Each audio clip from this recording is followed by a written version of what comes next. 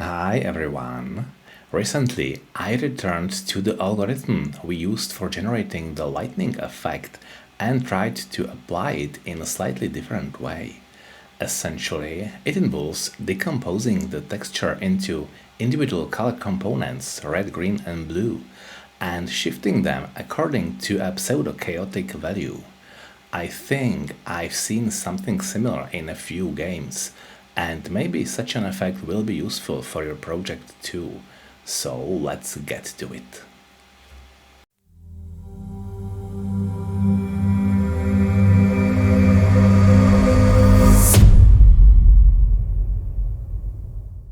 So I will create a new scene and insert a prepared texture into it, which will create a sprite 2D node.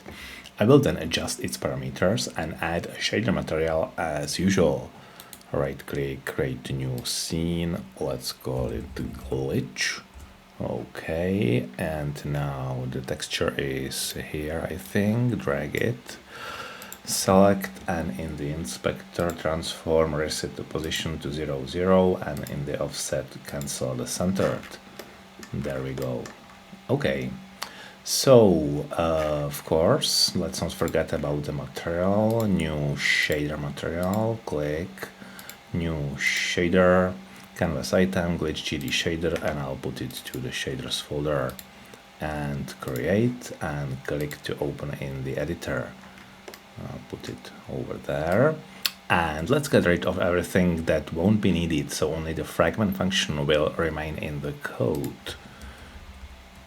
1, 2. Very well. So, as I mentioned at the beginning, the algorithm is based on the one I used when creating the shader with the lightning effect.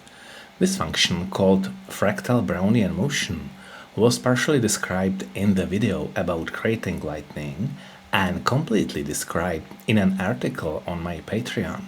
So, if you are interested in the details, I definitely recommend checking out both mentioned sources. You can find the links in the video description. In this video, I won't repeat myself and will directly insert the relevant functions, which I will then briefly describe. Okay, let's do it right here, Ctrl V, and I will just expand everything to show it. Yeah. So we have some uniform parameters here, which you probably know from the lightning shader. I will just say that they are important for the fractal Brownian motion function, and I'll get to it shortly. The first two functions, hash22 and noise, are part of the algorithm for generating what is called parallel noise. As I mentioned in the lightning video, I found this code on the godotshaders.com website, and because it proved to be very useful, I have used it in several of my shaders, including this one. The third function, FBM, it stands for fractal Brownian motion. In short, it operates as a sum of iterations. In each iteration, we determine the value of this function and add it to the previous results, like here. Then we multiply certain parameters by predetermined coefficients and use them in the subsequent iteration. So, we've saved at least 15 minutes of manual writing and lengthy explanations.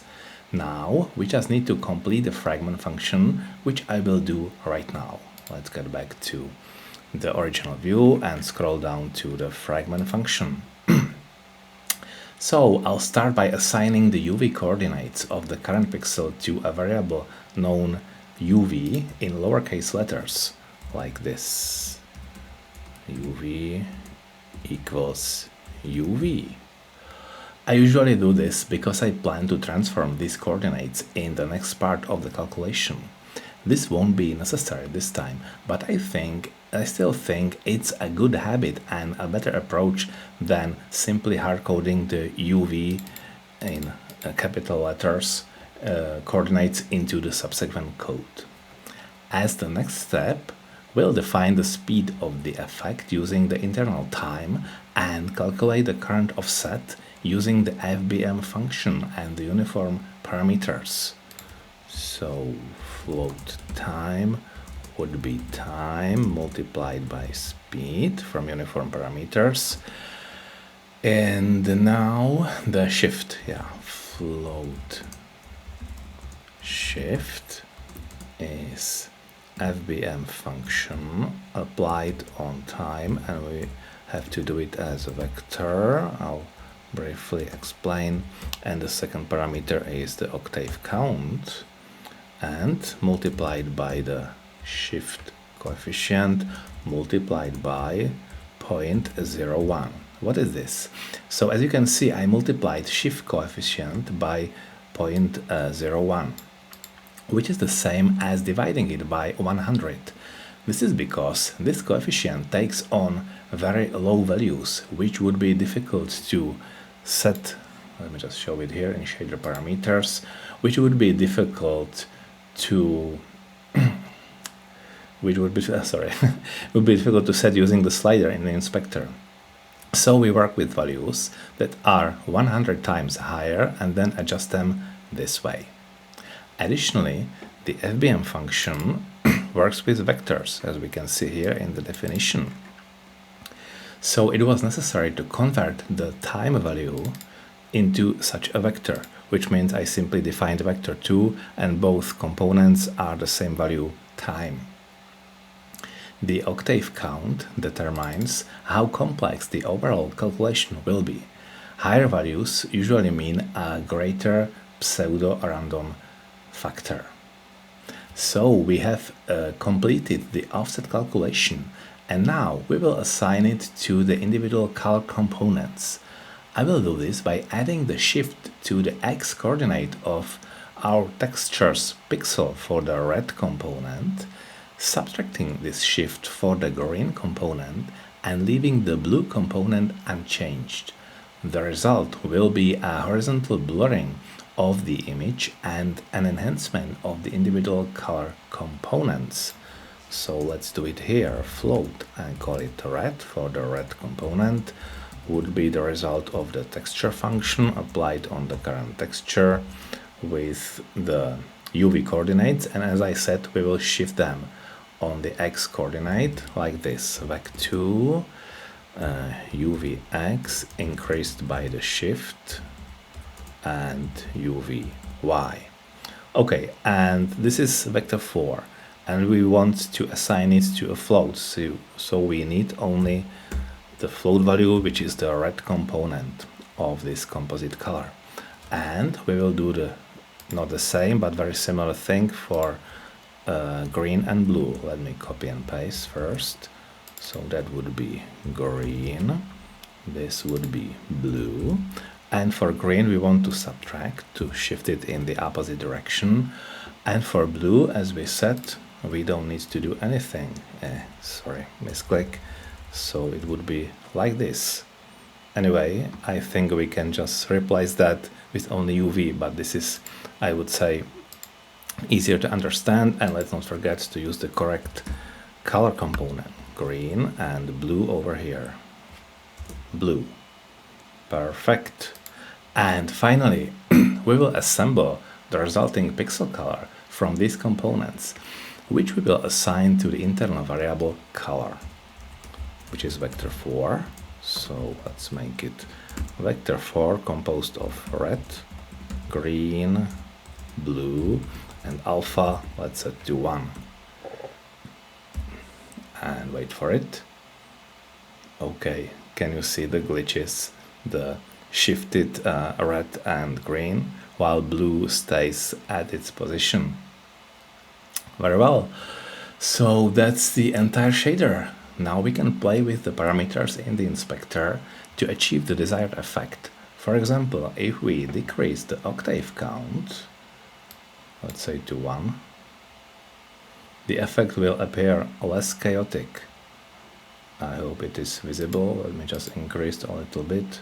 Yeah, I suppose the changes are not as erratic as before.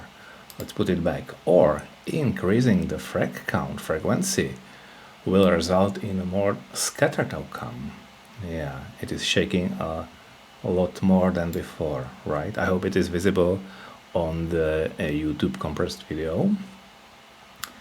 Alright, the other parameters affect the overall shift of color components, and we can combine them freely. For example, start, yeah, this is definitely bigger than before, or this is something very, I would say, surreal. And shift coefficient, and of course speed is the speed speed of the changes in the resulting image. Make it faster, make it slower. And if we want complete control over this effect, we can completely omit the fractal Brownian motion and instead control the shift value from GDScript by exposing it as a new uniform parameter. This one, shift, will be simply added here as a new uniform float and controlled through shader parameters or from the script. But that's something everyone can try out for themselves, I suppose. It could be used for an impact effect, for example. If our hero passes through an electric field and receives an electric shock, so in GDScript we would trigger a short and quick blur using some twin function, and so on.